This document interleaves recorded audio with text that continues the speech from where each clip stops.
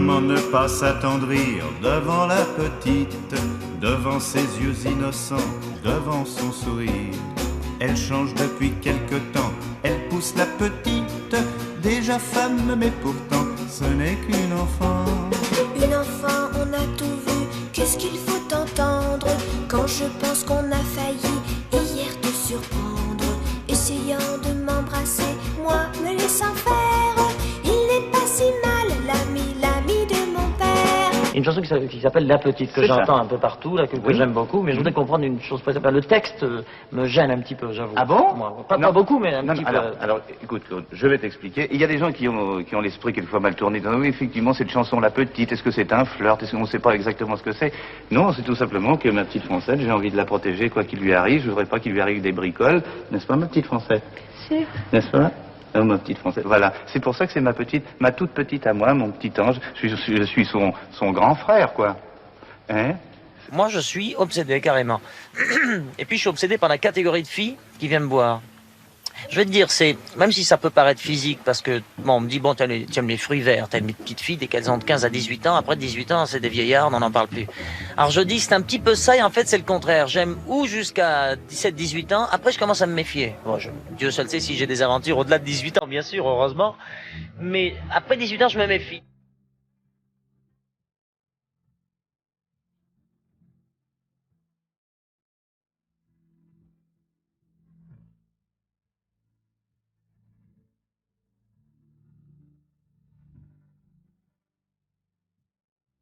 J'ai fait une chanson, un jour qui s'appelle Petite, parce que tous les hommes de mon âge, en chiffres, je veux dire, à partir de 40 ans, je pense qu'il n'y a pas eu un homme qui n'ait un jour regardé une petite fille en train de devenir une femme avec l'œil de l'homme.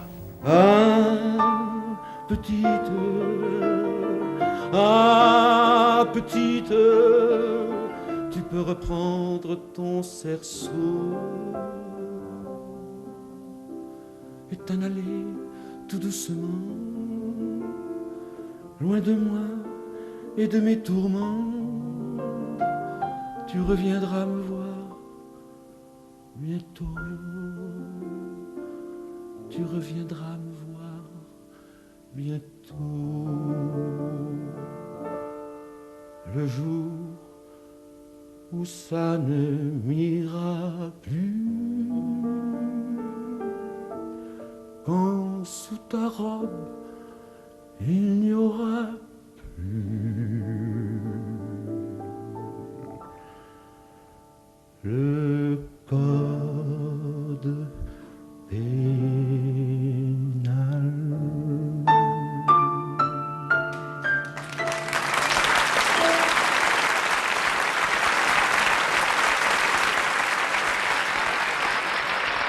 Il s'agissait de relations un peu personnelles avec une fille de 14 ans. Mais quand vous l'avez connue, il n'y avait pas seulement des préoccupations morales, il y avait une base qui était la réalité, votre préférence pour les petites filles peut-être.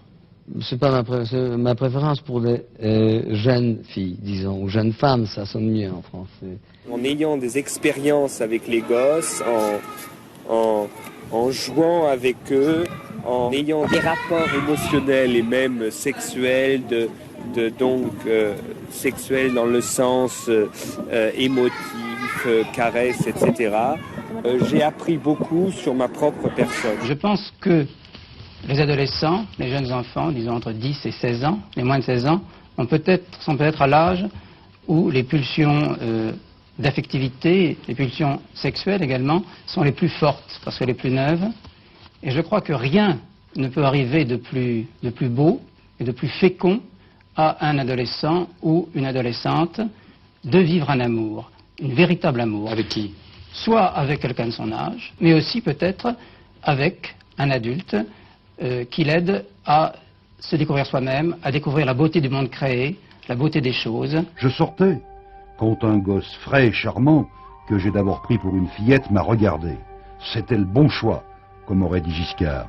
Oui, un joli gamin, pétillant de malice, parlant un bon anglais, écolier bien propre, 13 ans.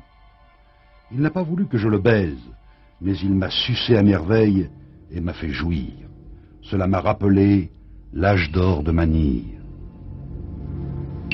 Laisser Gabriel Maznev ou autre personnage du même type raconter ses amours avec des enfants, j'entends ce qu'il a commis, c'est permettre à des tas de pédophiles qui sont en toute liberté sur la place publique d'alimenter leur pathologie. Il ne faut pas perdre de vue qu'il y a une corrélation directe entre la pédophilie chez nous et ces pédophiles qui vont en Thaïlande ou aux Philippines et qui sont les mêmes. Bonjour, cette semaine, vous le savez, voyage avec nous au pays des adolescentes. Et bien évidemment, nous avons choisi un guide qui ne pouvait être que lui, je nomme David Hamilton. David Hamilton, pourquoi toujours des adolescentes? Ce n'est pas un reproche. Oh, je crois que ça sera mon thème éternel pour la vie. J'aime beaucoup tout ce qu'il est, la raconte, le premier amour. J'espère continuer dans avec le même thème. Je deviens modèle de David Hamilton. Et au fur et à mesure, Hamilton commence à avoir des gestes déplacés à mon endroit, mais je suis toute petite, je me rends pas totalement compte de ce qui se passe. Et un après-midi d'août 1987, il me viole. Si on parle de l'avenir qu'on souhaite, en tout cas, on peut dire qu'on espère qu'il tend à une mixité croissante, à des relations de plus en plus mixtes, c'est-à-dire à des relations entre enfants et adultes, à des relations entre gens de même sexe aussi bien que de sexes différents et entre gens de races différentes également. Alors Michel, vous vous déclarez pédophile. Je voulais savoir, parce qu'on voudrait comprendre, en fait, il ne s'agit pas là de rendre des jugements, mais de comprendre comment ça vous est venu, comment...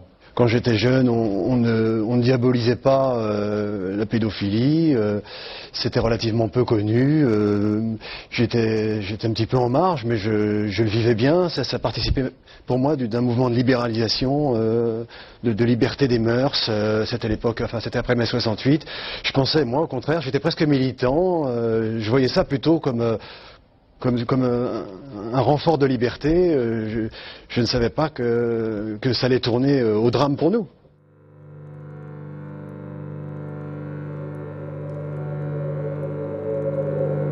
Savez-vous combien d'enfants sont victimes de violences sexuelles? Pas en Thaïlande ni aux Philippines, mais en France, comme dans toute l'Europe. 1 sur 5. 20% de nos enfants sont victimes. Concrètement, ça signifie que dans chaque école, chaque classe, de 3 à 5 enfants sont ou ont été victimes, au moins une fois, de violences sexuelles.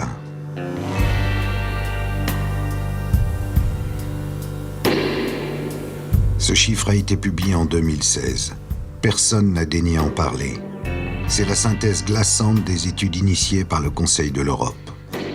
Le Conseil de l'Europe, veillant sur les droits de 830 millions de citoyens, ça fait 166 millions de victimes.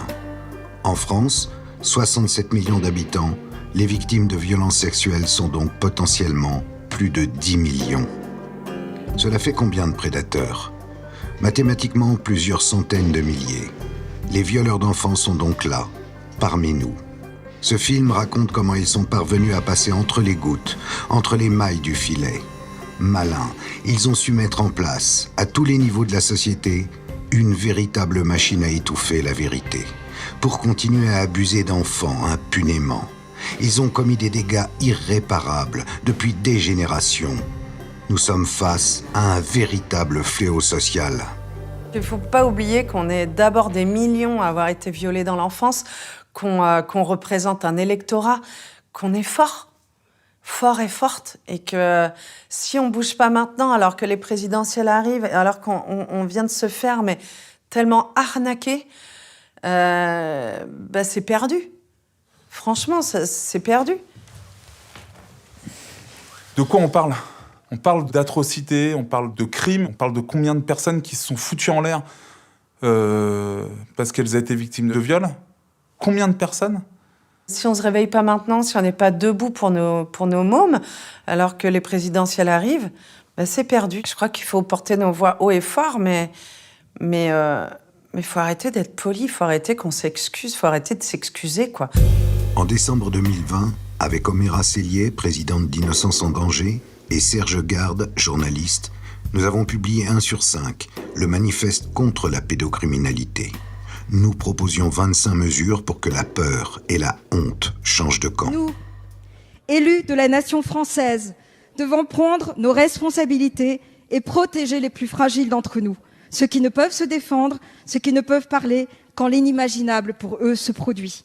Je vais reprendre ici les mots du manifeste écrit par Karl Zéro, Oméra Cellier et Serge Garde. Utiliser le corps d'un enfant. Ce n'est ni une liberté, ni un choix de vie, c'est un crime. Monsieur le ministre, les éléments sont là, la volonté parlementaire est présente et nos concitoyens attendent ces actes forts pour qu'en France, dorénavant, la honte change de camp. Aussi, monsieur le ministre, comment le gouvernement rejoint-il cette lutte ?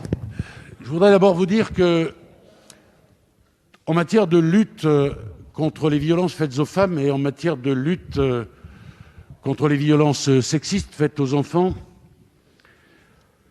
depuis le début de ce quinquennat, nous avons beaucoup travaillé et j'ai la fierté de vous dire que personne n'en a fait autant que notre majorité. Je dis bien personne. J'entends que vous me croyez, nous sommes totalement investis et engagés sur cette question. Merci, monsieur le ministre. Presque un an plus tard, où en sommes-nous ? En janvier 2021, le livre de Camille Kouchner, La Familia Grande, est parvenu, de par l'onde de choc qu'il a su créer, à placer la pédocriminalité au cœur du débat. C'est aussi parce qu'il y a eu le mouvement MeToo, parce qu'il y a eu le livre de Vanessa Springora, etc. Et tout ce mouvement-là, moi, me donne beaucoup d'espoir sur la prise de conscience de la nécessaire protection non seulement des enfants, mais aussi des femmes, mais aussi voilà, de tous les gens qui ont moins voix au chapitre que les autres. Relayé par le mouvement MeToo Inceste, il a tétanisé les politiques. Faut dire qu'il mettait en cause Olivier Duhamel. Grand donneur de leçons devant l'Éternel, Olivier Duhamel était l'homme qui pensait à la place des Français, celui qui avait l'oreille des présidents. Qui dirigeait le siècle, le club le plus sélect des décideurs de France. Dire que c'est lui qui surveillait nos futures élites dans la couveuse de Sciences Po. Ce même Duhamel avait entretenu une relation pédocriminelle avec son beau-fils de 14 ans, sous le soleil de Sanary, et ce dans l'omerta générale. Beaucoup savaient dans les hautes sphères, mais tous se sont tus. À travers cette affaire-là, on a pu commencer à voir comment le système des agresseurs qui assurent leur propre impunité s'incarne au plus haut sommet de l'État. On a pu faire des liens, c'est-à-dire se dire que ce type avait effectivement une influence majeure au sein du Conseil constitutionnel. Olivier Duhamel, qui a été quand même 15 ans assistant numéro 1 du président du Conseil constitutionnel. Le Conseil constitutionnel, on sait à quoi ça sert, hein. Ça étudie les lois, hein, le Conseil constitutionnel. Il sert à garantir la régularité des référendums, à garantir le contrôle de l'élection présidentielle. Nous abordons les problèmes de société, les questions qui se posent aux Français. Comme par hasard, au moment où on voulait un seuil d'âge, au moment de la loi Schiappa, on nous disait « Ah non, le Conseil constitutionnel va s'opposer à ça ». C'est le garant des lois et tout, donc bon... je dirais pas qu'il a tout bloqué, mais c'est forcément une influence néfaste, c'est forcément une mentalité, une approbation d'un système de dominants incestueux qui perdure dans ces bureaux-là, dans ces conversations, dans leurs conversations, enfin, sans basculer dans le complot où ils font tous exprès. Non, mais en tout cas, il y a quand même quelque chose de l'ordre d'une influence qu'on ne peut pas nier. L'affaire Duhamel, ce qui a eu de très intéressant, c'est qu'effectivement, on a pu commencer à voir comment les élites assuraient leur propre impunité. Effectivement, c'est ça qui, à mon avis, a provoqué aussi cette espèce d'élan énorme. Mais j'ai envie de dire que quelque part, ça a légitimé la libération de la parole. Sentant le vent du boulet, l'actuel président s'en tira avec un de ses numéros d'acteurs larmoyants sur prompteur dont il a le secret. La honte, aujourd'hui, change de camp. Et à vous qui vous êtes libérés d'un fardeau que vous avez trop longtemps porté, à vous qui allez le faire et parfois hésiter, je veux juste vous dire, on est là, on vous écoute, on vous croit. Et vous ne serez plus jamais seul. On attendait énormément de choses. On s'est dit, ça y est, il y a une prise de conscience, on va agir une bonne fois pour toutes, etc. Moi, aujourd'hui, cette prise de conscience, je la salue. Mais dans mon quotidien, dans le quotidien des victimes que je reçois, elle n'a eu aucun impact à ce stade-là. J'ai fréquenté Brigitte Macron, on a énormément parlé des violences faites aux enfants. Il y a un travail qui a été fait, et il y a des promesses qui ont été faites. Et tout ça n'est pas tenu, et c'est ce qu'il y a de plus déstabilisant. C'est qu'ils font semblant de nous écouter, quoi. Donc, j'arrive pas à saisir... On voit bien que derrière le « je vous ai compris » classique, il y a les stratégies politiques de bas étage, que je vais nommer de cette manière-là, parce que ces stratégies politiques, on ne sait pas qui elles couvrent, on ne sait pas pourquoi elles sont là, mais par contre, elles sont bien là pour ne pas protéger les enfants. Le gouvernement, bien évidemment, comme il le fait souvent, a voulu intervenir sur un sujet majeur de société qu'il n'avait pas porté. Parce qu'à aucun moment, le gouvernement n'avait été, élu depuis 2017, n'avait proposé ce genre de texte. Ils ont donc fait une loi. Ils auraient pu reprendre d'ailleurs le texte d'Isabelle Santiago, qui était un seuil d'âge clair entre 15 ans et 18 ans, avec une seule définition de l'inceste. Il faut que les interdits soient très clairs pour être compréhensibles dans la société française, et c'était l'objet du texte que j'avais déposé. Ils ont souhaité prendre le texte de Madame Billon, de le modifier, de l'amender.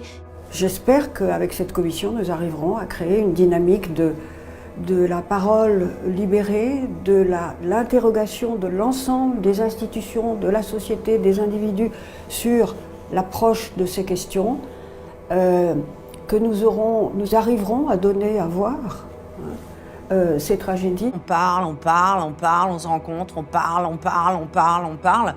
Et ça n'aboutit à rien de concret, quoi. Et là, c'est même plus d'une souris, finalement, qu'on a accouché, c'est d'une loi qui, sur certains aspects, peut être complètement dangereuse. Il peut y avoir des enfants qui sont consentants, et ça, faut pas l'oublier. On ne peut pas criminaliser quand même des relations consenties entre un mineur de 17 ans, par exemple, et sa tante de 18, qui n'ont, il faut le préciser, ou qui n'a aucune autorité sur lui, même s'il s'agit de relations incestueuses. On a un garde des Sceaux qui parle en pleine Assemblée nationale d'inceste consenti. Enfin, je veux dire, c'est un moment inouï, sidérant. On se dit, mais quand même, c'est pas possible qu'il le fasse en tant que ministre de la Justice. Mais c'est quelque chose, c'est improbable.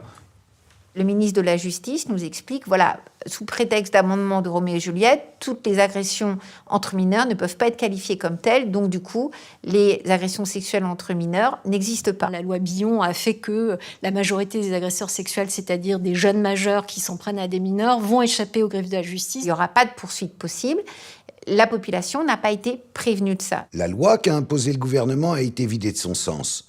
Tous les amendements déposés pour qu'elle ressemble à une vraie loi ont été sciemment retoqués. On a vu un exemple assez explicite des effets d'annonce, c'est-à-dire des belles campagnes de publicité sur « on va mieux protéger les enfants ». On a une coquille totalement vide à cause de différents décrets, de différents éléments qui ont été transmis par les législateurs qui font que la loi est au final totalement abrogée. C'est une coquille vide. Des gamines de 14 ans et demi, je dis à dessein le mot gamine, ont des relations avec de jeunes hommes.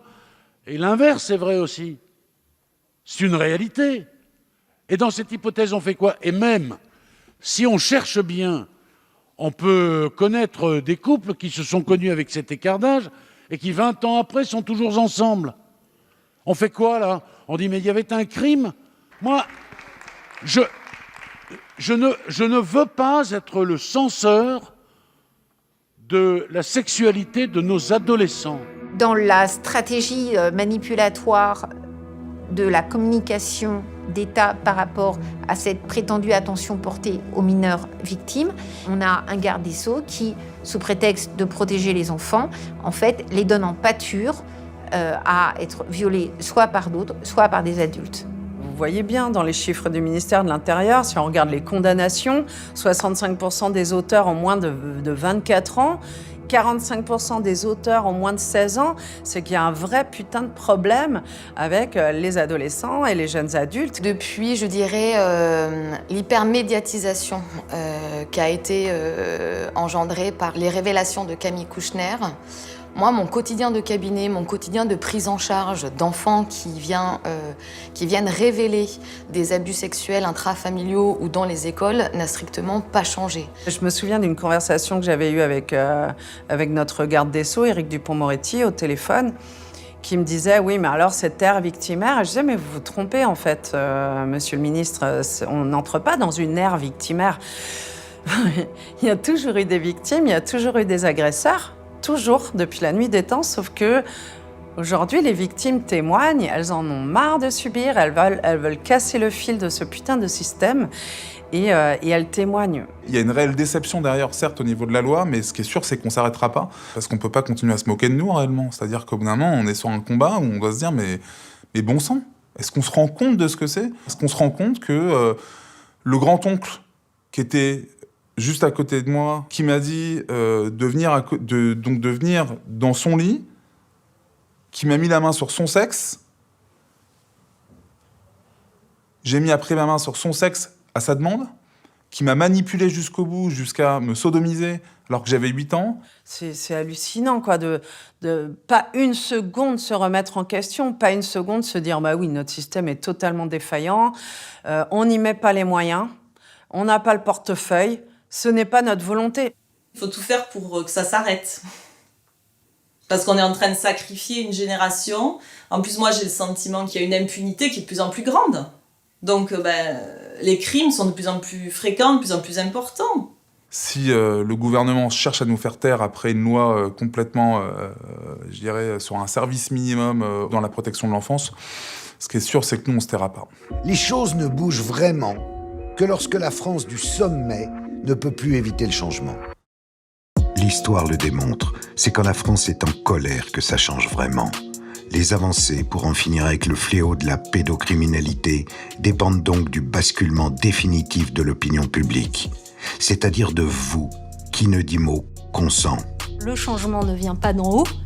Le changement, et on l'a vu dans toutes les études sociologiques internationales, le changement, il vient toujours des citoyens ou des lanceurs d'alerte. Si la société civile se fédère et si elle arrive à hurler pour la condition, la protection de ses enfants, peut-être qu'on arrivera à quelque chose. Pour l'instant, la société civile, elle lit des articles, elle s'indigne un peu sur les réseaux, mais elle n'est pas dans la rue à porter ce sujet, et c'est bien dommageable. La grande différence avec autrefois, c'est que grâce aux réseaux sociaux, les victimes peuvent s'exprimer. La justice, et vous le savez, ne se rend jamais sur les réseaux sociaux. Mais c'est peut-être parce qu'elle n'est plus rendue dans les tribunaux qu'elle a changé d'adresse, monsieur le garde des Sceaux. Et d'ailleurs, êtes-vous la personne la mieux placée pour parler de la justice qu'il serait temps de rendre aux enfants victimes ? Votre célébrité, votre aura médiatique, ne l'advez-vous pas à l'incroyable tour de passe-passe d'Outreau ? On vient ici pour dire un certain nombre de choses et pour dire notre exaspération totale. On n'a pas accepté, et l'institution judiciaire, enfin une partie d'entre elles, évidemment, n'a pas accepté ces acquittements. J'ai fait toute ma carrière à l'agence France Presse et lorsque j'ai découvert l'affaire d'Outreau, j'ai été halluciné de découvrir que la vérité n'était pas celle qui était connue du grand public à partir de ce que leur avaient donné les médias comme information. Interrogez les gens dans la rue aujourd'hui, la plupart des gens vous diront qu'il n'y a aucun enfant victime.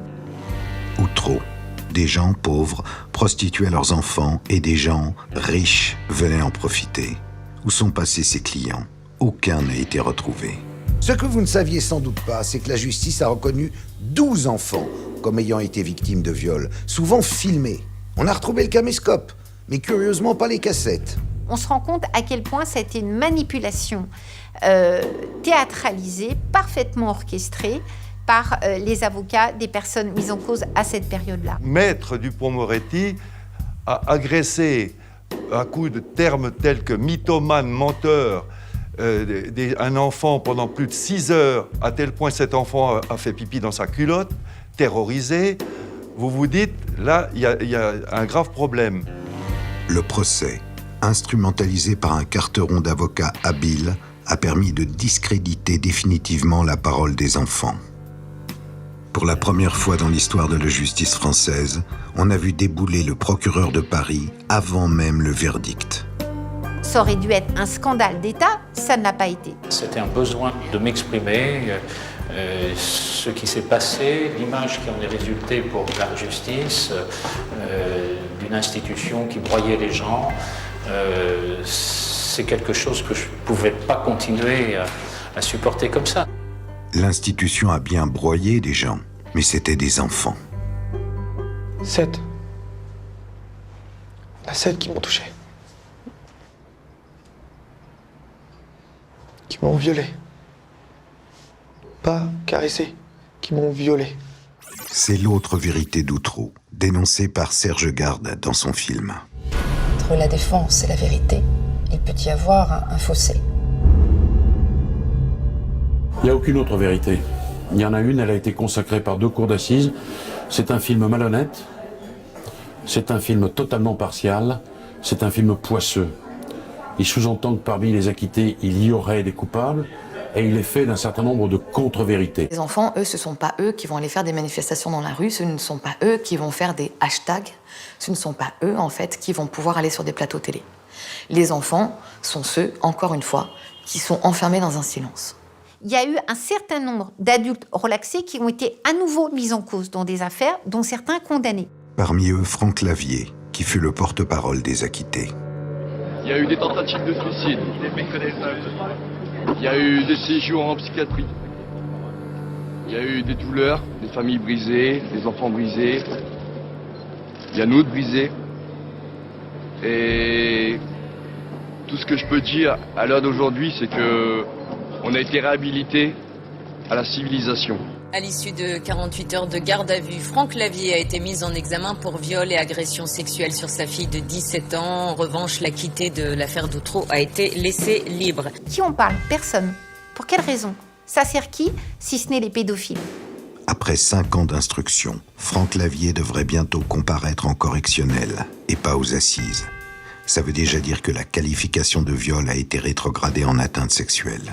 En attendant, le mal est fait. Les témoignages d'enfants, depuis Outreau, la justice ne les écoute plus. Je vais être claire, moi le terme Outreau, il n'y a pas une semaine où je ne l'entends pas dans nos juridictions, dans la bouche d'enquêteurs. Aujourd'hui, la valeur de la parole d'un enfant, elle est totalement anéantie. La parole d'un enfant ne vaut rien. Suite à la commission qui a eu lieu après Outreau, ils ont déclaré qu'il ne fallait plus parler de crédibilité de la parole du mineur. C'était parfaitement orchestré. Et ce n'est pas pour rien qu'il y a eu cette affaire-là. Elle a servi, elle a permis de discréditer très durablement la parole de l'enfant. Le système actuel est fait pour dénier la parole de l'enfant. La parole de l'enfant n'a pas de valeur.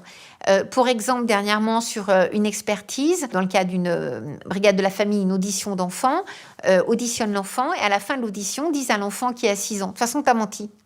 C'est pas vrai tout ce que t'as dit, t'es qu'un menteur. » Comment voulez-vous qu'un enfant de 6 ans qui vient de dire quelque chose face à 2 adultes réagisse? Il dit, ben non, c'est vrai. Mais non, t'as menti. La plupart des professionnels mettent une espèce de lunette réductrice, la plupart du temps autour de...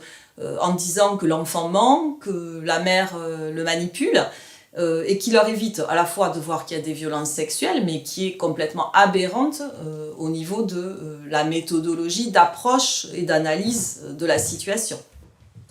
Nous devons constater qu'il existe une espèce d'idéologie, et dans le sens littéral du terme, cette idéologie fait que nous considérons que si un parent lanceur d'alerte, notamment les mères, et si un parent lanceur d'alerte sollicite les services de protection de l'enfance, les services de police, c'est très certainement parce qu'elle est haineuse d'un père et qu'elle souhaite, dans un contexte de divorce, éloigner ce père de ses enfants.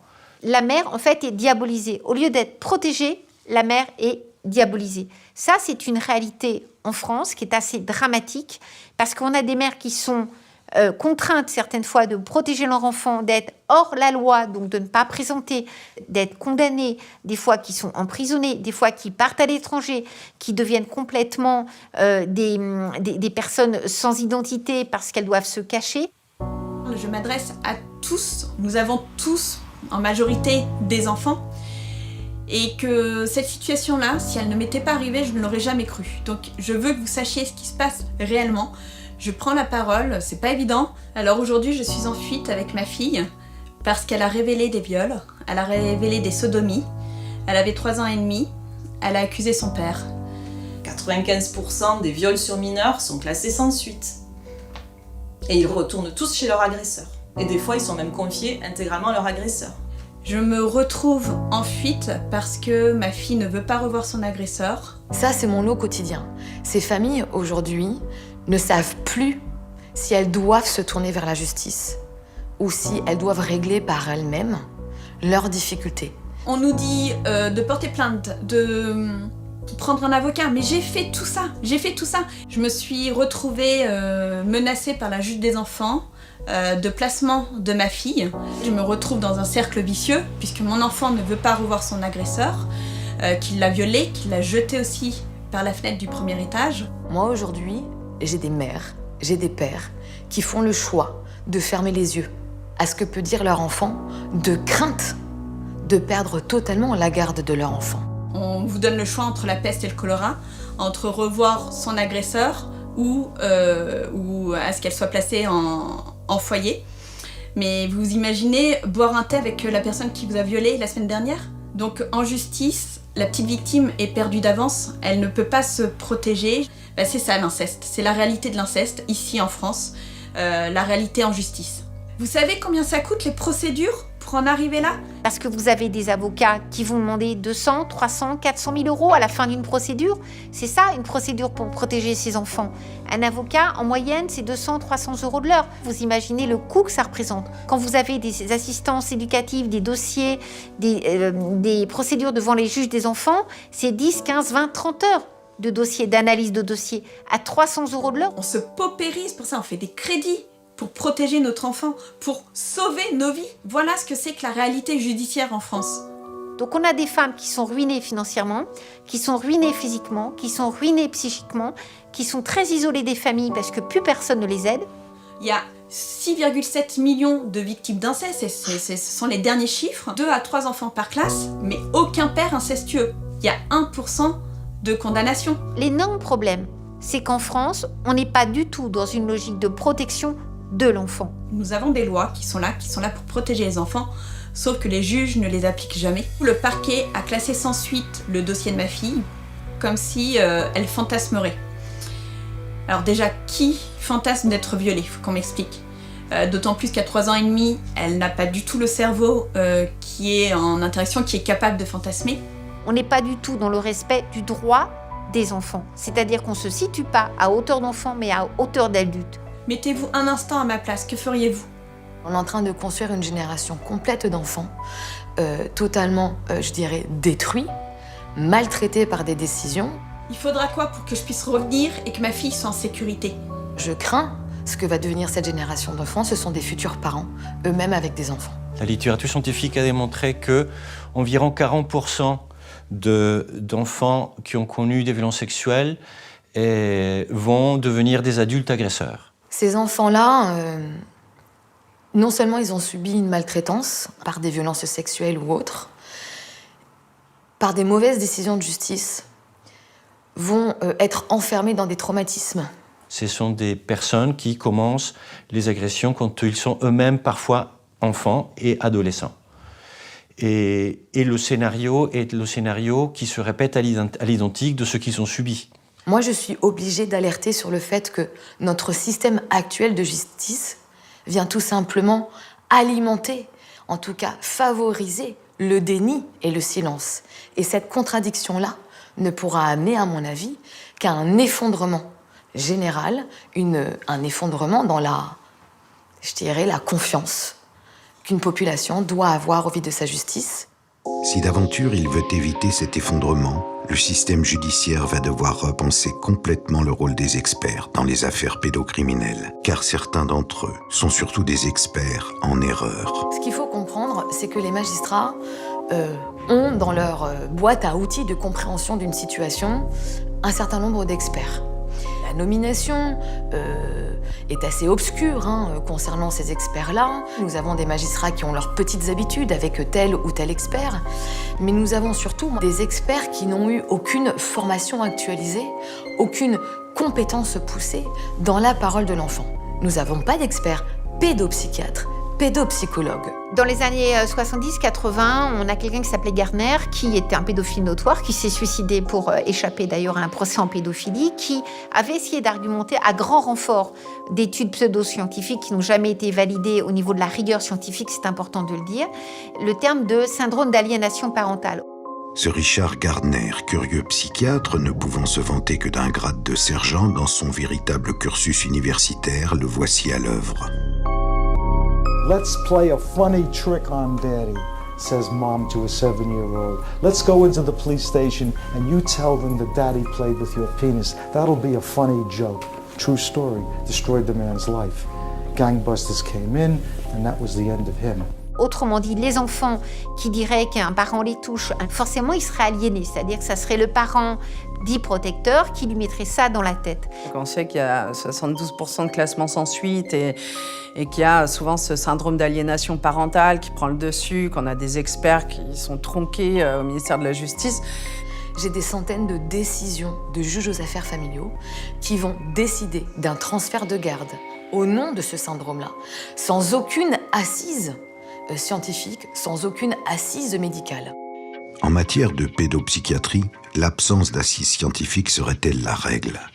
Ainsi, les pseudo-droits sexuels des enfants, inventés dans les années 50 par Alfred Kinsey, autre fou dangereux, au travers d'innombrables expériences filmées, véritables séances de torture, il a voulu prouver que les enfants étaient des êtres sexuels dès la naissance. À l'époque, on préférait en rire.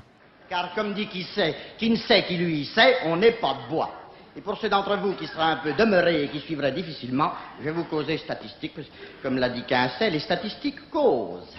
50% des bonnes femmes américaines ont reçu des propositions malhonnêtes avant l'âge de la compétition.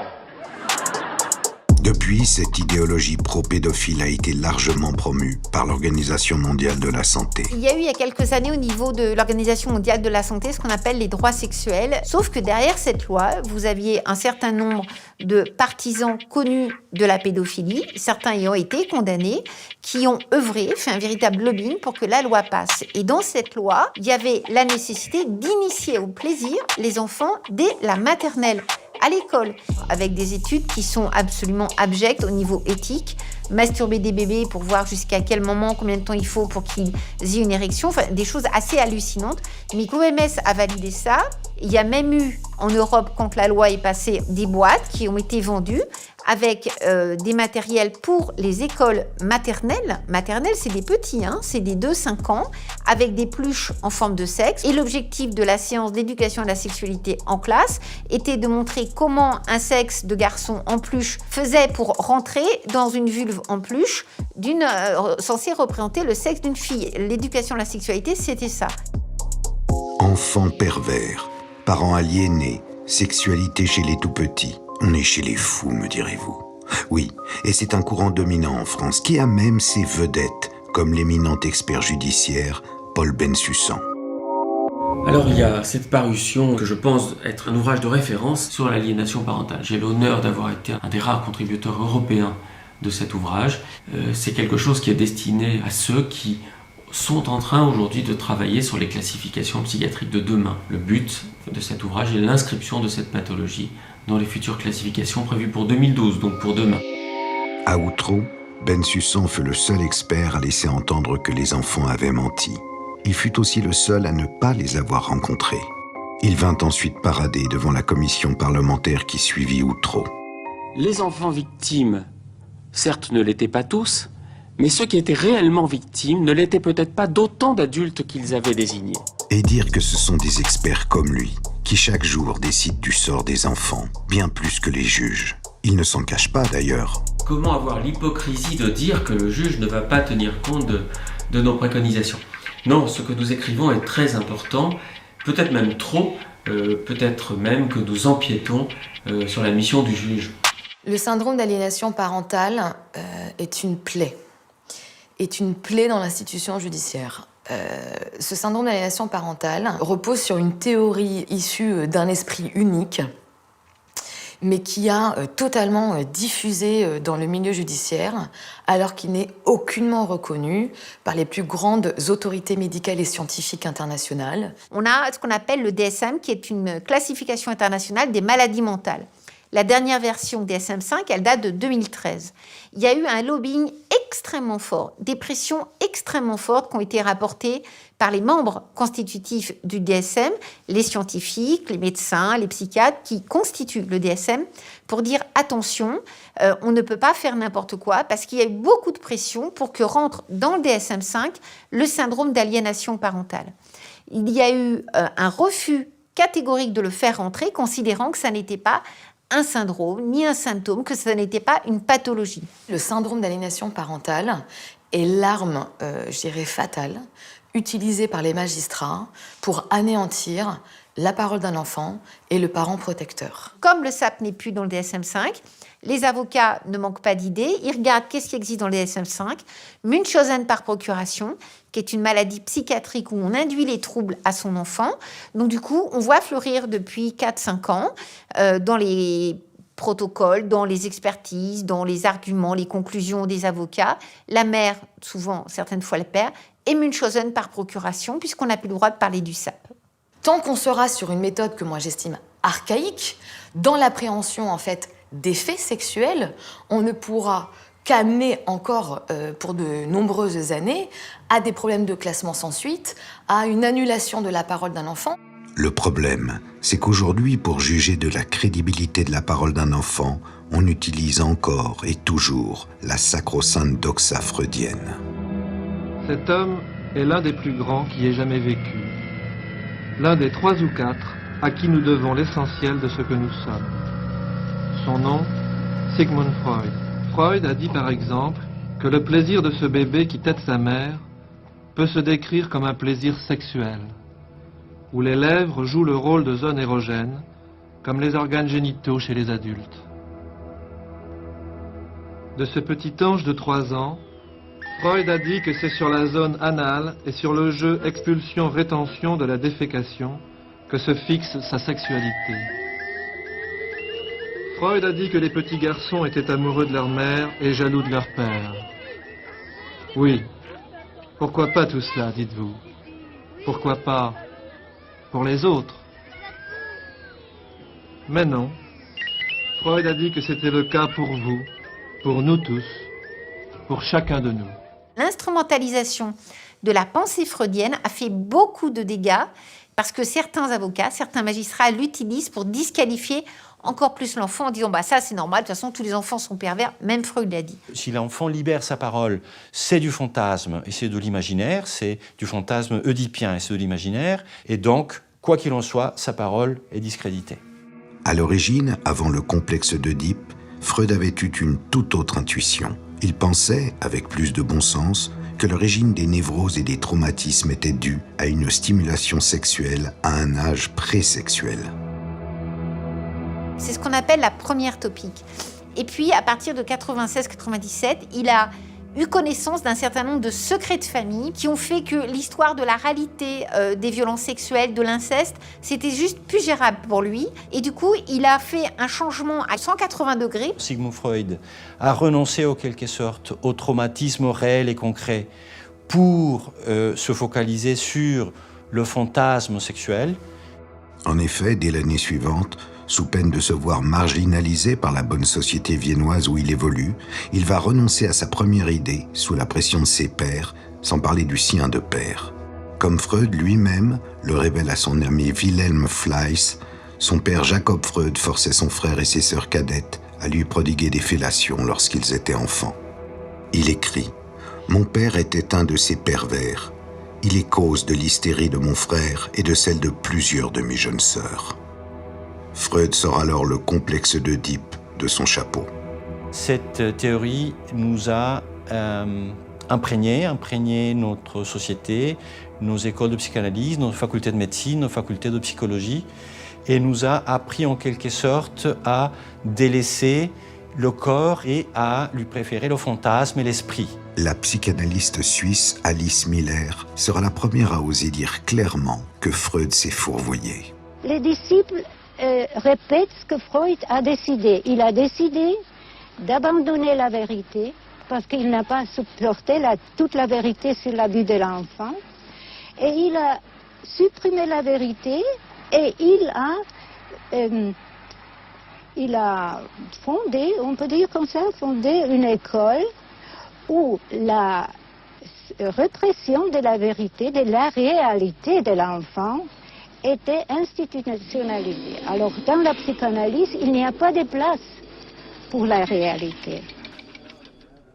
Mais personne n'écoute Alice Miller. Ce qui amènera une autre psychanalyste aussi révérée que Françoise Dolto à en conclure que puisque l'enfant fantasme, l'inceste ne peut pas exister. Dans l'inceste père-fille, la fille adore son père et est très contente de pouvoir narguer sa mère. Question. Donc la petite fille est toujours consentante.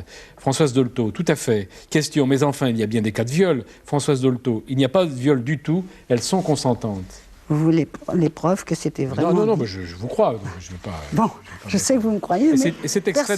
personne ne le croit, voyez. Je l'ai lu, moi, ça, c'est vrai. Ah oui. Je me fais très bien de l'avoir lu.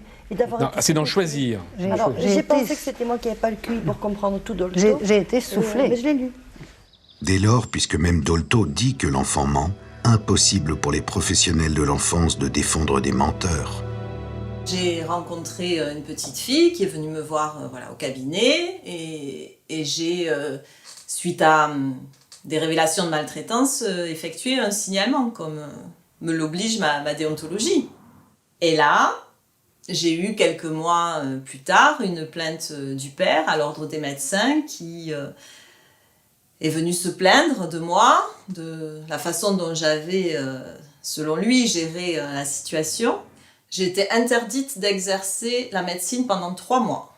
Moi, on m'a reproché l'immixtion dans les affaires de famille, jusqu'à me reprocher d'avoir fait un signalement au juge des enfants. On n'est pas suffisamment protégé quand on fait des signalements. On sait qu'on va avoir des représailles derrière, des parents qu'on signale, peut-être de l'ordre parfois. Et donc effectivement, les médecins ne sont pas en sécurité pour signaler.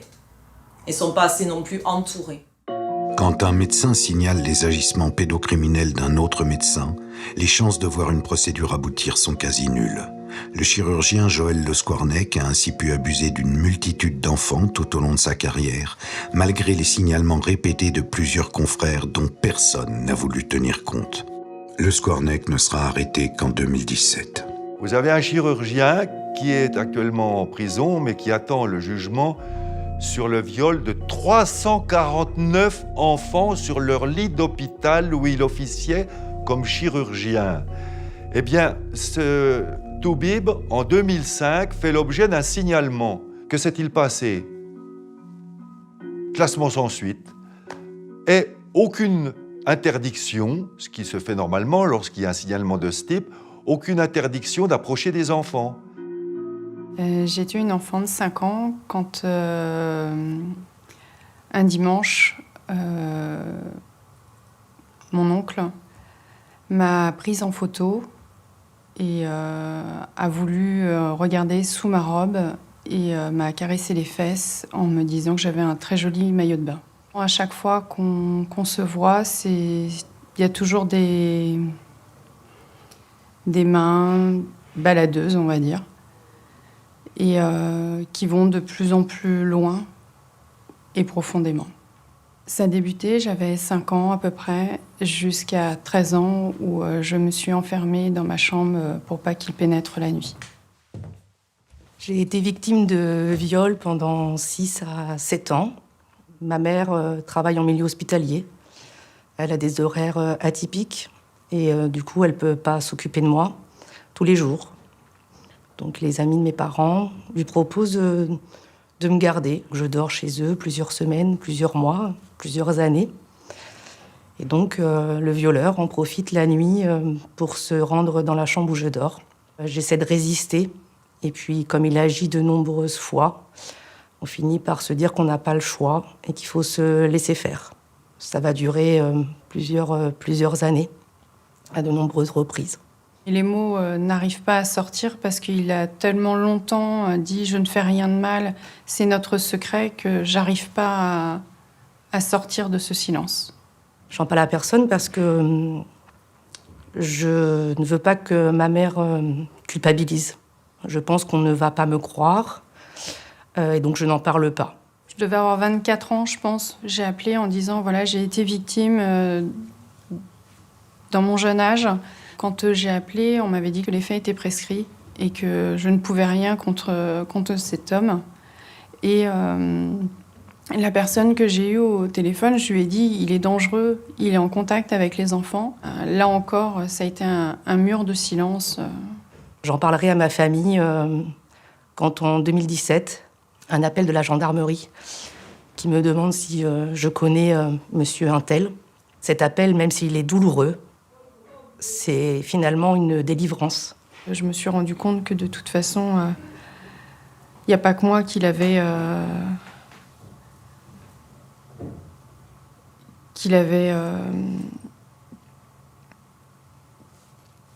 C'est douloureux parce que à ce moment-là, je comprends que je ne suis pas la seule victime. Puisque pourquoi je n'ai pas parlé non plus quand j'étais enfant, c'est parce que je pensais que j'étais la seule, en fait. Alexandra et Stéphanie ont longtemps préféré se taire et ressasser seuls leur traumatisme. Mais d'autres victimes ne recouvrent la mémoire de leur viol que bien des années après. C'est l'amnésie traumatique, refouler l'indicible, le viol subi enfant, l'effacer de sa mémoire. C'est un mécanisme psychique inconscient qui permet de survivre. Cette amnésie affecte de 40 à 60% des victimes. Elle peut durer des décennies, voire toute la vie. Lorsque les souvenirs du viol refont surface, les faits sont souvent prescrits. Son viol à l'âge de 3 ans, l'actrice et chanteuse Marie Laforêt ne s'en souvint qu'à 60. Elle fut l'une des premières à oser parler publiquement de son amnésie traumatique. J'ai revécu très exactement tout ce qui s'était passé, le nom du monsieur, son costume, sa manière de faire, tout. Tout est revenu en même temps. Et il m'a été impossible d'en parler pendant d'abord 3 jours et 3 nuits de crise de larmes. Mais après, très difficilement, j'arrivais à donner des bribes. On sait qu'une partie considérable de ces amnésies traumatiques se prolonge 20 ans, 40 ans. Et les viols que j'ai subis enfant me sont revenus à l'âge de 37 ans. J'ai beaucoup de souvenirs extrêmement précis de mon enfance qui sont remontés comme une espèce de bombe atomique. J'ai été également violée par 2 cousins. Ces cousins avaient 13 et 15 ans, donc j'en avais 12. Quand j'en ai parlé, ça a été à l'âge de 25 ans, ça a été un cataclysme. Et en fait, il m'a sauté dessus pendant que son cadet m'a retenu les mains et l'aîné m'a mis son sexe dans la bouche. La violence était telle que réellement, je pense que j'ai cru mourir. C'est-à-dire que c'était tellement violent, insupportable. Et puis, en fait, c'est ce qu'on appelle de la dissociation traumatique. C'est-à-dire que je sors de mon corps. Je suis sorti de mon corps. C'est comme une intrusion du passé dans ton présent. C'est comme un vieux grenier que tu ouvres et tu vois tous les objets, les jouets qui viennent d'un coup. Et je ne comprenais pas ce qui m'arrivait. C'est un fait que j'ai reçu en pleine figure. Vous ne pouvez en aucun cas le confondre avec autre chose, ni avec une prémonition, ni avec une histoire de confusion mentale. Il ne s'agit pas de confusion mentale. Au contraire, vous êtes d'une excessive précision. Lorsque un être humain connaît des violences qui dépassent ses capacités d'adaptation, et une partie de son cerveau qui s'appelle l'amygdale va inonder cette personne de neuromédiateurs de stress. Les choses vont tellement vite que le cerveau, en fait, il se disjoncte, en fait, réellement. Ces neuromédiateurs de stress sont conçus par la nature pour nous protéger et nous permettre de nous défendre ou nous enfuir devant l'adversité. Mais malheureusement, dans le cas de violences sexuelles subies par l'enfant, cet afflux massif de neuromédiateurs de stress est neurotoxique. La première chose qui s'est passée à l'intérieur de moi, quand mon cerveau a libéré ce souvenir, c'est de hurler le surnom de mon agresseur. Et ce surnom, c'était Jeannot. Je crois que c'est du même domaine que l'autisme, l'évanouissement ou le coma. Il y a un épisode douloureux et on va décider d'y mettre fin. La pensée a volé en éclats par l'irruption du trauma, l'émotion est anéantie pour éviter l'implosion. La scène du viol qui est remontée, c'est-à-dire je vois sa gourmette, je vois ses sous-vêtements, et si tu veux, je vois tout à la hauteur d'un enfant. Donc là, en l'occurrence, le premier viol qui est remonté, c'était une fellation. Et il a confirmé, parce que plus tard j'ai déposé plainte, il a confirmé tous les souvenirs qui me sont remontés, mais évidemment, il a nié les viols. Vivre l'émergence de ces flashbacks laisse un goût d'étrangeté dans la vie de ces personnes-là. Je me suis dit, mais c'est quoi ce truc? Enfin, t'as l'impression de vivre un peu une science-fiction. Et donc, j'ai tout remis dans un tiroir. Mais ça ne marche pas parce que quand la boîte de Pandore elle est ouverte, les souvenirs sont là, prégnants. Et à ce moment-là, tu tombes dans ce qu'on appelle un stress post-traumatique. Et c'est au bout d'un très long processus, effectivement, que la personne peut s'approprier cette mémoire.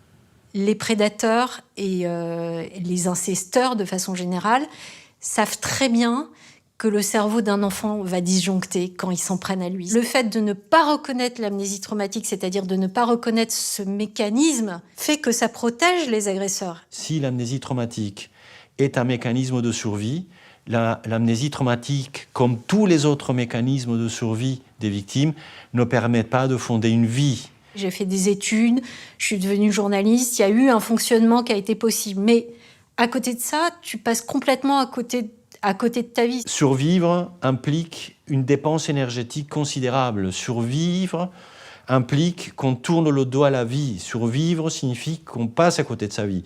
Survivre signifie qu'on déploie le plus clair de son temps et de sa vie à lutter contre l'émergence du trauma. La priorité, elle est dans la protection des victimes. Il faut absolument les protéger. Donc, ce qui est une culture de la protection qu'on n'a pas en France du tout. La deuxième priorité, c'est le soin, parce que je veux dire, une victime qui n'est pas accompagnée, qui n'est pas soignée, elle va être hyper exposée et hyper vulnérabilisée. Et la troisième priorité, c'est que les victimes puissent porter plainte. Quand t'as rien, quand t'as personne, quand t'as été violé enfant, tu peux développer des fibromyalgies, tu peux développer des addictions long terme. Et quand je parle d'addiction, c'est vraiment jusqu'à aller fumer du crack à Stalingrad. C'est-à-dire que cette espèce de cage où sont enfermés les souvenirs de viol fait qu'il y a toute une zone de ma vie qui n'a pas pu se développer. C'est-à-dire que j'ai eu une vie intime hyper compliquée, j'ai eu à l'adolescence des troubles du comportement alimentaire, j'ai eu une phobie scolaire, j'ai eu une dépression, et qui fait que, en fait, j'étais quelque part dissociée de l'être profond que j'étais. Tant que ma mémoire traumatique ne s'était pas libérée. J'ai des flashs très très précis. J'ai eu un retour d'amnésie traumatique quand j'avais 17-18 ans. J'étais pas prête à en parler du tout. Donc j'ai tout gardé pour moi. Donc je me suis plongée dans des addictions comme le shit, la beuh, l'alcool, beaucoup. Il fallait que je m'anesthésie pour dormir en fait. Et c'est comme ça que j'ai vraiment basculé dans les addictions de drogue et d'alcool. Les femmes le payent très cher. Nombreuses parmi elles passent à côté de leur féminité, passent à côté de leur sexualité, passent à côté d'une vie de couple et passent même à côté de la possibilité d'être mère. Nous, ce qu'on voudrait, c'est qu'une fois que les victimes sortent de l'amnésie traumatique, elles puissent, si elles le souhaitent, être en mesure de déposer plainte. Aujourd'hui, on peut porter plainte jusqu'à 48 ans quand on a été victime de viol, et ce, si on a moins de 38 ans en 2018. Qu'est-ce que ça veut dire, ça, en fait Pourquoi d'un seul coup, on devrait laisser cette chance aux agresseurs d'être oubliés par la société? L'imprescriptibilité est vraiment très importante parce que ce que n'ont pas compris la majorité des gens, c'est qu'un auteur, en général, est un auteur à répétition. On a orienté vers la paix sociale envers les agresseurs en leur disant non, voilà, il y a un moment, il y a la prescription et vous ne pourrez plus être accusé des crimes que vous avez commis. Et on va dire à la victime, bon, par contre, alors toi, secoue-toi, faut que tu parles avant 48 ans. Et puis après, écoute, non. Après, c'est fini, c'est oublié, tu comprends. Et toi, victime de viol dans l'enfance, tu vas prendre sur toi, tu vas faire tout un travail pour être sur un chemin de résilience. C'est ton problème. Donc, tu vas te payer tes soins, tu vas te payer ta thérapie, ça va te coûter très, très cher. Tu vas probablement être une personne en marge, puisque malheureusement, ça arrive aussi d'être en marge parce qu'on a été violé dans l'enfance, parce que psychologiquement, on ne trouve pas l'équilibre pour avancer. Là, on te dira, ouais, mais t'as pas parlé assez tôt, il aurait fallu que tu te bouges le cul avant. L'inceste, les viols d'enfants sont des crimes. Ce sont des génocides. Ce sont des crimes qui devraient être imprescriptibles. Sans débat, sans multiplication de décrets, de ceci, de cela. Je suis pour l'imprescriptibilité. des crimes commis sur les enfants dans l'idée, dans le symbole. Et la loi est là aussi pour poser, je dirais, une valeur, un symbole. Je suis pour cela. Si déjà on pouvait prendre bien en charge les dossiers qui ne sont pas prescrits, alors je serais plus à l'aise pour prendre une parole forte, pour débattre, théoriser, venir presque philosopher autour de la valeur de cette imprescriptibilité-là. Mais moi, je suis dans l'urgence. Je suis dans l'urgence de la protection des enfants qui viennent me voir. Aujourd'hui, il faut impérativement entendre les enfants pour ne pas avoir une société cabossée, pour ne pas avoir des adultes traumatisés quand ils arrivent, s'ils ne se sont pas suicidés avant. Les enfants sont traumatisés, ils sont morts, c'est un crime, ils sont tués, c'est un génocide. C'est un génocide au sens de crime identitaire, de crime dans la filiation. Celui censé vous protéger, votre père, votre parent, votre mère, votre grand-père, votre enseignant, celui censé vous protéger vous a violé, vous a anéanti, vous a massacré. Ça ne devrait même pas être discutable. Le fait symbolique de pouvoir dire « je dépose plainte », même si l'auteur est mort, même si l'auteur est grabataire, même s'il n'y aura probablement pas d'enquête parce qu'il n'y a plus de preuves. Comme s'il y avait une date de péremption sur les crimes, alors que ces crimes-là nous accompagneront jusqu'à nos cercueils. Je trouve ça abject. Et au regard du nombre d'enfants victimes, au regard du nombre de victimes dans la société, je pense que le parallèle avec le crime contre l'humanité réellement doit se poser réellement. Le fait de pouvoir déposer plainte est quelque chose de fondamental parce que ça restaure l'humanité des personnes blessées psychiquement. C'est absolument fondamental. Et ça participe à être une société respectueuse des droits des hommes, des femmes et des enfants. Parce que quand on voit les conséquences et toutes les conséquences en matière de santé publique, en matière de construction de soi, tout ce qu'il peut y avoir justement qui sont en lien avec ces crimes, je pense que ça nécessite l'imprescriptibilité des crimes sexuels sur mineurs. Ça, c'est fondamental. C'est rendre cette humanité, cette dignité à des gens qui en ont été totalement dépossédés. Et là, il y a une très forte responsabilité des politiques. S'il n'y a pas cette décision, on n'en sortira pas. Au-delà de l'inceste, depuis plus de 20 ans, nous alertons sur la réalité des réseaux pédocriminels, extrêmement lucratifs et structurés. Ce sont nos voisins belges en 1996. Ce sont ces 300 000 personnes vêtues de blanc venues crier « Ne touchez pas à nos enfants » après la révélation de l'existence d'un vaste réseau pédocriminel qui m'ont alerté. Puis surtout, c'est la façon écœurante dont elles furent roulées dans la farine par les pouvoirs exécutifs et législatifs qui m'a ouvert les yeux. Dutroux, prédateur isolé ou pourvoyeur d'un réseau? Les 8 années d'enquête n'ont pas apporté de réponse à cette question qui hante tout un pays. Dans le cas de l'affaire Dutroux, cette pénible affaire Dutroux, je me trouvais en vacances dans le Midi et il m'a fallu quand même un certain temps pour me rendre compte combien en Belgique les gens étaient sensibles à ce problème.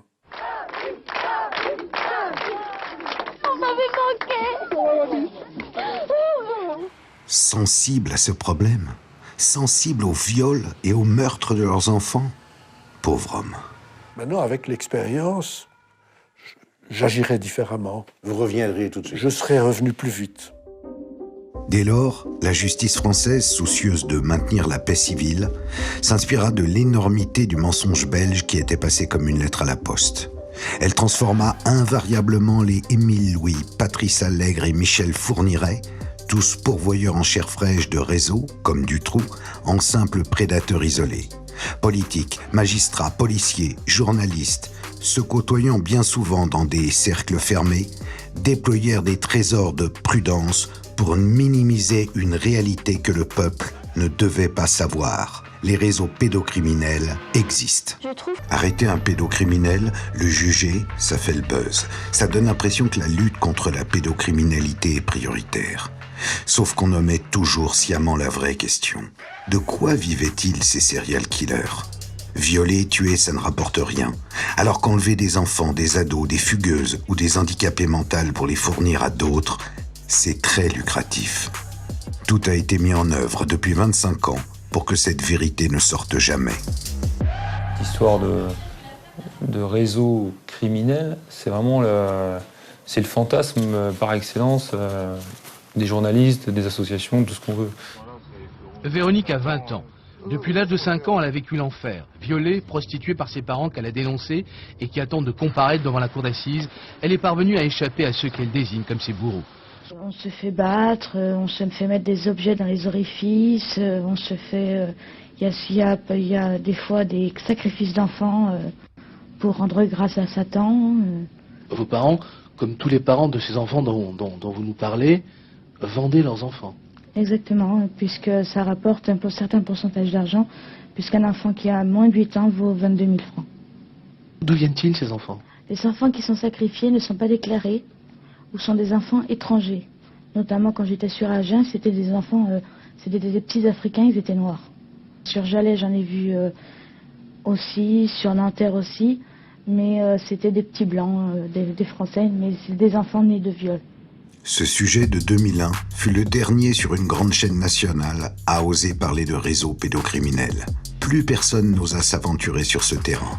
Véronique s'était retrouvée sur les fameux CD-ROM de Zandvoort, au milieu de 8000 autres photos pédopornographiques. Une affaire tentaculaire qui ne fut jamais jugée.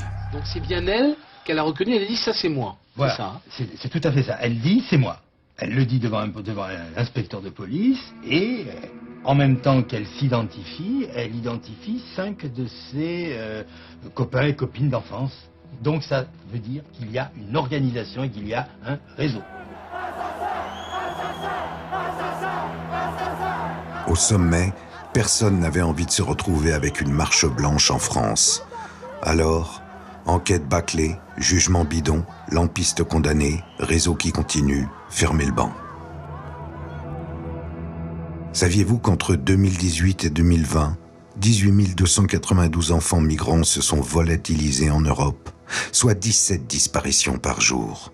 Qui vous en a parlé? Qui les cherche? Ils sont passés où, à votre avis? La classe journalistique, dans sa très large majorité, hélas, s'est offusquée à chaque fois qu'on a franchi ce qu'elle appelle elle-même la ligne rouge. Mais qui l'a tracée, cette ligne? Et au nom de quoi? De valeurs morales? Les valeurs morales, celles de la République, elles sont foulées aux pieds tous les jours par bon nombre de ceux qui sont censés les incarner. Un exemple, le tueur au visage grêlé, pédocriminel notoire, il a fallu 35 ans pour l'identifier. C'était un ancien gendarme, puis motard de la police avant de finir à la brigade des mineurs. Il s'est suicidé avant d'être entendu. Un autre exemple, Michel Joubrel, substitut du procureur général près la cour d'appel de Versailles, est condamné en 2006. Plus de 16 330 fichiers, photos et vidéos de pornographie enfantine avaient été saisis sur son ordinateur. Il encourait 5 années de prison.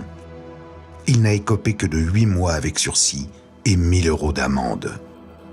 Coïncidence? Ce même Joubrel s'était empressé de faire muter sa collègue Martine Bouillon pour avoir eu le courage de dire la vérité à une heure de grande écoute à la télévision. Mais je sais et je peux vous dire qu'en région parisienne, j'ai effectivement eu connaissance de charniers d'enfants. Je pèse mes mots. Je n'en dirai pas plus parce qu'il y a une instruction en cours. Mais voilà. La question des réseaux est une réalité. Quand vous savez qu'un tel, on fait partie de réseaux pédocriminels, qu'il y a des enjeux derrière avec certains partis politiques, certains hommes de puissance, certaines personnes qui font partie de la bourgeoisie locale, des notaires, des magistrats, des médecins, etc., ça dérange beaucoup de monde. Vous avez signé une tribune, Monsieur Jack Lang. C'était il y a 40 ans, 77, avec d'autres signataires et même des grands noms, mais il y avait aussi Gabriel Matzneff, une tribune pour décriminaliser les rapports sexuels avec les jeunes. C'est une connerie. Aujourd'hui, nous sommes en lutte les uns et les autres contre c'est l'inceste, les atteintes à la pédophilie, les atteintes aux mineurs. C'est révoltant. C'est effectivement révoltant, ces atteintes à la pédophilie, comme il dit. C'est certainement pour les dénoncer que Jack Lang s'est vu offrir 58 000 $ par Jeffrey Epstein. Lorsque la question a été posée à Jack Lang, il a répondu laconiquement que c'était pour faire un film. On n'a toujours vu ni le film, ni le début du scénario d'ailleurs. Trêve de plaisanterie. On nous avait seriné depuis 25 ans que puisque les réseaux pédocriminels n'existaient pas, nous perdions notre temps à les combattre. jusqu'au 10 août 2019. Ce jour-là, avec le suicide de Jeffrey Epstein, organisateur avéré d'un réseau international de pédocriminalité fréquenté par les grands de ce monde, il est devenu impossible, même aux plus obtus, de nier l'évidence. Un réseau, c'est quoi? Ce sont des pervers qui, quelle que soit leur classe sociale, s'associent pour échanger des proies ou des images des viols ou des meurtres de leurs proies. Internet est leur cheval de Troie. Le viol d'une gamine, chez elle, par un proche, peut être partagé dans la minute, dans plusieurs pays, via une webcam.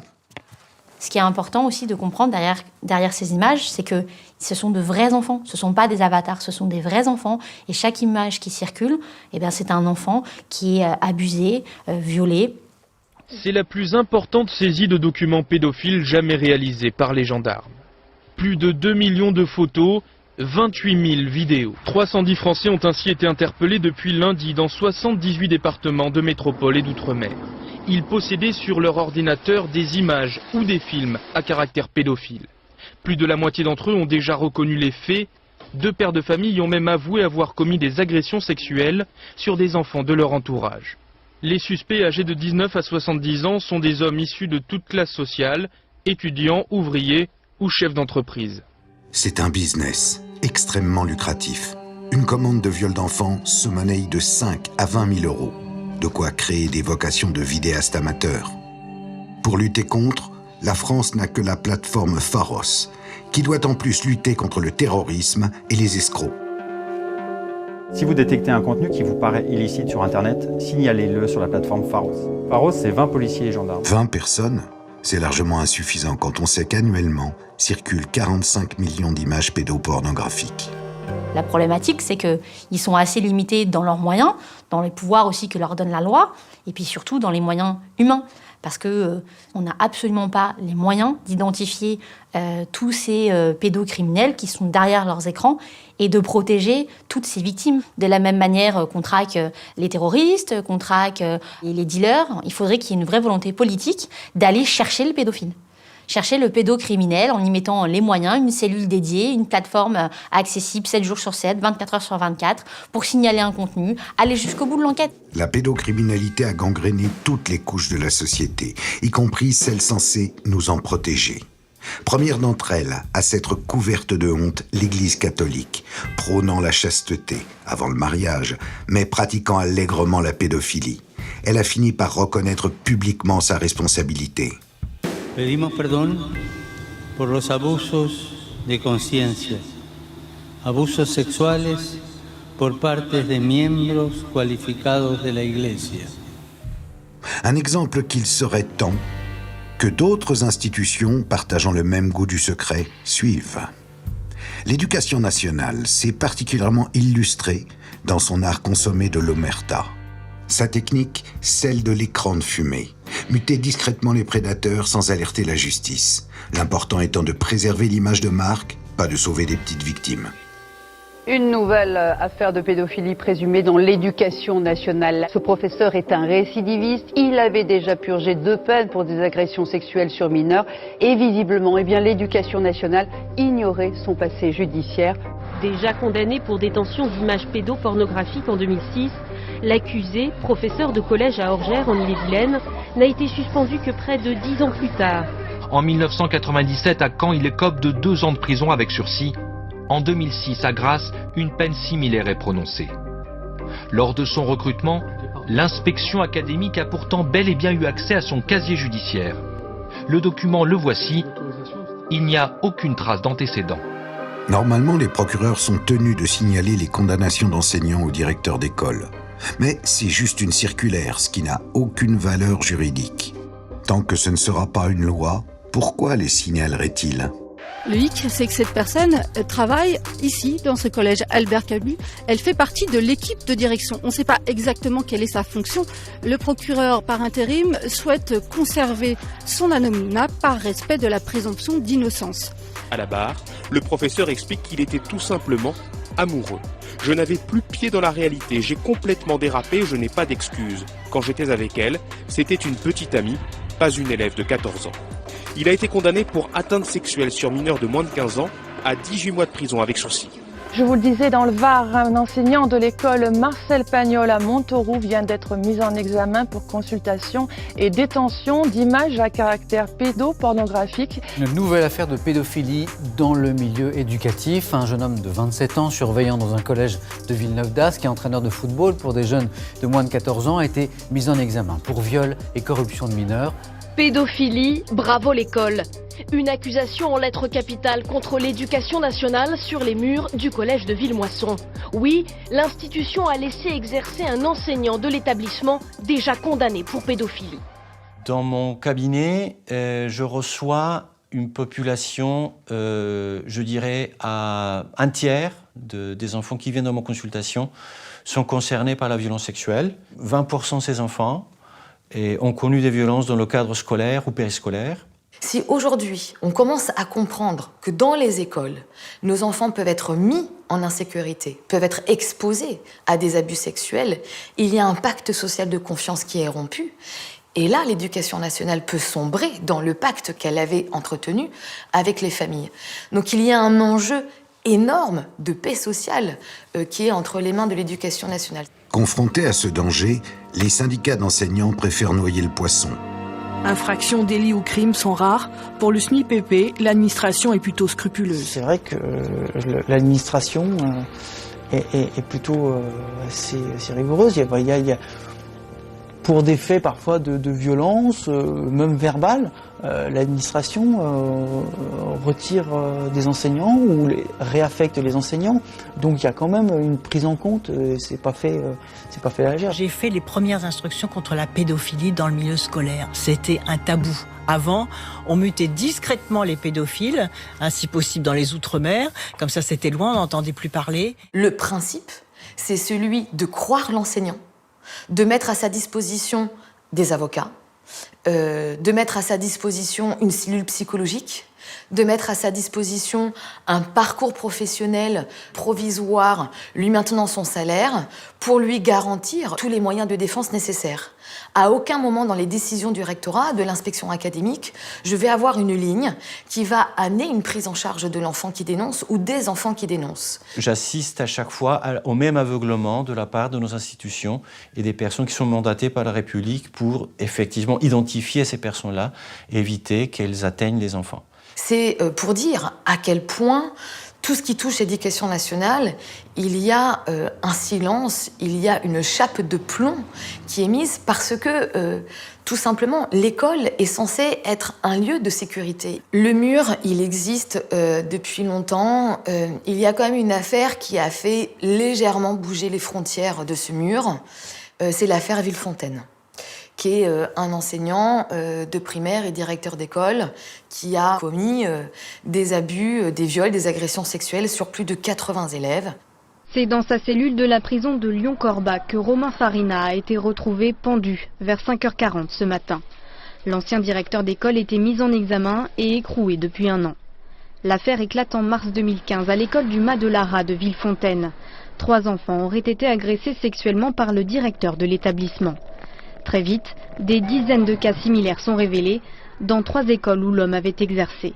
Au total, une 60aine de plaintes déposées. Son suicide survient alors que des progrès dans l'enquête venaient d'être révélés. Des supports informatiques retrouvés à son domicile ont montré que ces agressions avaient été filmées. Inutile de dire qu'on n'a jamais retrouvé les vidéos. La ministre de l'Éducation de l'époque eut alors une réaction qui interroge sur le peu d'intérêt qu'on porta aux victimes. Nous avons été informés, le garde des Sceaux et moi-même, ce matin tôt, du suicide de l'ex-directeur d'école de Villefontaine qui avait été mis en cause pour des faits de pédophilie. Je suis sous le choc. Je suis sous le choc parce que je pense à la fois d'abord à la famille de cet ex-directeur d'école. Quand un enfant est victime dans une école, les parents, à un moment donné, vont se poser la question de « est-ce que mon enfant peut rester dans cette école ?» S'il reste dans cette école, il est à nouveau au contact avec le lieu où il a vécu un traumatisme, où il a vécu un abus sexuel. Les parents vont se poser la question de changer l'enfant d'école. C'est un enfer. C'est-à-dire que ça va être des mois de négociations avec le rectorat qui va considérer que l'enfant n'a pas à être changé d'école, que ça serait un drame pour l'enfant de changer d'école. C'est-à-dire que le souci premier est la protection de l'enseignant, la protection de l'enfant, son bien-être psychologique est le cadet des soucis dans ces dossiers-là au niveau des rectorats. Et une fois que l'enfant commence à présenter un certain cortège de symptômes, ces personnes-là demeurent sourdes et aveugles à sa souffrance. On est dans cette espèce de musellement. Donc c'est ça qu'il faut détricoter. C'est ça qu'il faut arriver. Je pense que l'État doit mettre son nez, mais encore faudrait-il qu'à la tête de l'État, il y ait des gens qui soient conscients de ça et qui veulent mettre vraiment leur nez dans ce qui se passe à l'abri des institutions bien fermées. Autre institution tutélaire où le grand ménage s'impose d'urgence, les anciennes DAS, rebaptisées Aide sociale à l'enfance. Les dysfonctionnements y sont légion. Le sort de 350 000 enfants s'y joue. Manque de structures d'accueil et surtout de personnel qualifié pour gérer des enfants qui arrivent déjà cassés et reproduisent sur d'autres enfants les violences sexuelles qu'ils ont endurées, quand ce ne sont pas les encadrants qui dérapent. Je m'appelle Lies, j'ai 25 ans et je suis un ancien enfant placé. J'étais un enfant réservé, timide et j'ai eu peur, très peur. Quand on montre pas les dents, quand on montre que l'on ne se défend pas, c'est le prétexte pour assouvir les pires violences sans aucune condamnation. J'ai été victime de viol par un jeune plus grand que moi. Souvent, les enfants victimes d'agressions comme ça, sexuelles ou autres, sont placés. Donc, ils ont vécu ce traumatisme-là. On les remet dans des instances. Suivant les instances, ils peuvent à nouveau se faire re-agresser sexuellement et on les accompagne pas en sortant. Ultime chapitre de ce voyage en pédocratie, posons-nous la question. Peut-on continuer à trouver normal que ce soit aux petites victimes de viol d'apporter la preuve qu'elles l'ont été ? Aux États-Unis, quand quelqu'un est violé, dit avoir été violé, c'est à la personne qui est mise en cause de prouver qu'elle n'a pas violé. En France, c'est l'inverse. Et c'est absolument hallucinant parce que c'est très déshumanisant. Notre système en France est celui d'imposer au plaignant d'apporter la preuve d'une infraction. Celui qui est mis en cause, avec le principe de la présomption d'innocence, n'a jamais à faire la démonstration que l'infraction n'existe pas. Nous, on a systématiquement la présomption de mensonge qui nous colle à la peau, alors qu'un enfant doit être protégé dès le départ. C'est pas moi qui le dis, ce sont les lois internationales. La charge de la preuve de la réalité d'une violence sexuelle faite à un enfant appartient donc à l'enfant, et c'est là où ça devient totalement ubuesque, ce système-là, puisque la nature des violences sexuelles est de ne pas laisser de traces, ou très peu de traces. On a très rarement, des lésions génitales. On est plutôt sur des actes de pénétration qui ne vont pas laisser de traces. Des actes de fellation ne laissent pas de traces. Des actes de pénétration anale ne laissent pas de traces. Tout le monde n'est pas capable de voir qu'il y a des violences sexuelles sur les mineurs. Certainement la peur de voir cette réalité qui est terrible, qui est extrêmement douloureuse à supporter. C'est à l'enfant de prouver qu'il a été victime de violences sexuelles, ce qui est impossible. Il faut que la preuve de ces violences sexuelles, la charge de cette preuve, soit quelque part renversée. On ne peut pas continuer à mettre sur les épaules d'un enfant, sur les épaules d'une victime, d'apporter la preuve de sa crédibilité, la preuve de la réalité de son traumatisme, la preuve de ce qu'il a subi, puisque c'est une preuve impossible à son niveau. Vu l'étendue des dégâts, vu le carnage, vu la boucherie, moi comme j'en parle, quand on voit les chiffres réellement des violences sexuelles, encore une fois, moi ça me ravage de me dire qu'il y a autant d'enfants aujourd'hui encore, enfin c'est quelque chose de complètement dingue. On peut se dire qu'effectivement, c'est quelque chose qui touche forcément la classe politique. Ça, c'est inévitable. Alors, est-ce qu'à travers ça, ils cherchent à se protéger ? Les citoyens retiennent que c'est toujours pareil, les politiques, ils sont entre eux dans leur monde, etc. Et en fait, ils sont pas comme nous. Autrement dit, qu'ils vont protéger certains d'entre eux qui ont des pratiques, on va dire, peu louables. Une fois de plus, les politiques, ils se protègent parce que ils ont leur petite partie fine entre eux, machin, et puis ils sont dans des réseaux un peu bizarres. Ça peut être vu comme ça. Alors que les violences sexuelles, ça n'a pas de classe, réellement. Et donc, on est en train, en fait, de complètement changer le sujet, là où notre cœur du sujet, c'était de protéger les enfants, et que les gens se rendent compte que c'était des enfants qui étaient juste à côté d'eux, et que ça parle à tout le monde. Je crois qu'il y a un dysfonctionnement institutionnel généralisé. Est-ce qu'il y a derrière ce dysfonctionnement un cerveau, des groupes qui tirent la ficelle? Je ne le crois pas, je l'ignore. Il y a un déni collectif, massif, je dirais, pas que des professionnels. Il y a un déni de la société, il y a un déni dans le monde politique, il y a un déni dans toutes les institutions. L'ignorance est commode, l'ignorance est confortable. Ne pas voir la souffrance et fait l'économie de ces personnes que la République mandate pour protéger les enfants et la société en général, l'aveuglement et l'ignorance et protègent notre société de regarder la réalité douloureuse de ces enfants-là. Face au fléau social que nous décrivons, l'ignorance, feinte ou réelle, a offert des avantages indéniables. L'ignorance ne perturbe pas les consciences. La lutte contre la pédocriminalité doit être au centre du débat de cette présidentielle. Le combat mené par toutes les associations, sur tous les réseaux sociaux, pour et par tant et tant de victimes, ne fait que commencer. Pour la première fois, depuis quelques mois, l'enfant se trouve au centre des préoccupations de notre société. Ce mouvement qui est en train de se créer autour de la levée du silence, de la levée d'un tabou, ne sera complet que si la justice vient pleinement s'ancrer dans ce mouvement-là. Il est grand temps que le monde judiciaire vienne s'inscrire dans une volonté de faire différemment. Parce que ce qui a été fait jusqu'à aujourd'hui n'a jamais apporté une quelconque réparation à ces enfants. Pire, a créé de nouvelles maltraitances. Protéger l'enfant, y compris quand il ne peut pas parler, c'est un véritable problème.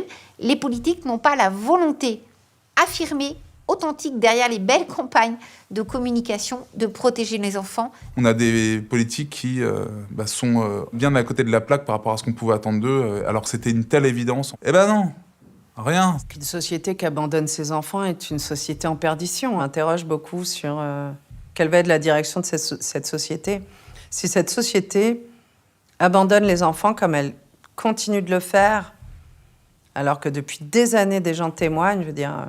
On se souviendra tous d'Eva Thomas, qui a été la première et qui a été lynchée médiatiquement. J'étais horriblement angoissée, mais je savais seulement... j'avais le souvenir de mon père sur moi et c'est tout. Mais tout ce qui s'était passé, j'en avais aucun souvenir. Et j'ai mis 30 ans à retrouver la mémoire. Et j'ai donc demandé à mon père de me dire ce qu'il avait fait. Et jusqu'à la lettre de mon père, je me défendais toujours en me disant que c'était peut-être pas vrai. Enfin, il y avait toujours cette espèce d'espoir que c'était pas vrai. Et si vous voulez, on n'a qu'une envie, c'est d'avoir rêvé, effectivement. Je vous propose de nous tourner vers nos amis Gilbert Kahn et Laure Baudouin qui sont à SVP parce qu'ils ont enregistré eux aussi énormément de témoignages. Gilbert Kahn. Ce médecin nous dit « Votre mission est intéressante, je suis amoureux de ma fille adoptive, ma famille le sait, l'accepte, pourquoi semez-vous la zizanie dans les familles ?» Un ingénieur qui nous dit « J'ai des relations quotidiennes avec ma fille de 13 ans, pourquoi empêchez-vous les gens d'être heureux ?» Un agent technique qui dit « On commence, où commence et finit l'inceste, j'ai une fille de 10 ans que j'aime caresser et je me demande si mes impulsions sont coupables. » Et dire qu'on a supporté ça pendant des générations et des générations. Comment les professionnels, psy, médecins, magistrats, policiers ont-ils pu passer à côté de toutes ces souffrances pendant un bon siècle ? Cette volonté d'ignorance, ce déni de la souffrance des victimes, c'est le grand allié objectif de celles et ceux qui freinent le combat contre les violences sexuelles faites aux enfants. Insidieusement, ça conduit à minimiser la gravité du viol et à favoriser l'impunité des prédateurs. Si on veut synthétiser la continuité de l'action publique face à la pédocriminalité, une phrase convient parfaitement. Regardons ailleurs et surtout, ne cherchons pas à comprendre. Depuis, on nous traite moins de menteurs et de menteuses, tout ça, mais je veux dire, on est en 2021, quoi. Et ils ont réussi à nous pondre une loi qui est... On a besoin de vous toutes, de vous tous. Si on veut que les enfants soient vraiment protégés, si on veut qu'à leur génération la pédocriminalité ait été éradiquée, il va falloir se bouger. Il faut que tous les acteurs et les actrices de ce combat s'unissent. Et à partir de là, on va présenter nos mesures à tous les candidats pour les présidentielles. On leur demande de se positionner. On va commencer par aller voir ce qu'en disent les candidats à la présidentielle. Notre vote compte, parce que si on y réfléchit, la majorité, c'est nous. 1 sur 5. Ça fait 13 500 000 personnes. Le vrai pouvoir, si vous le décidez, c'est vous. Ensemble, faisons changer la peur de camp.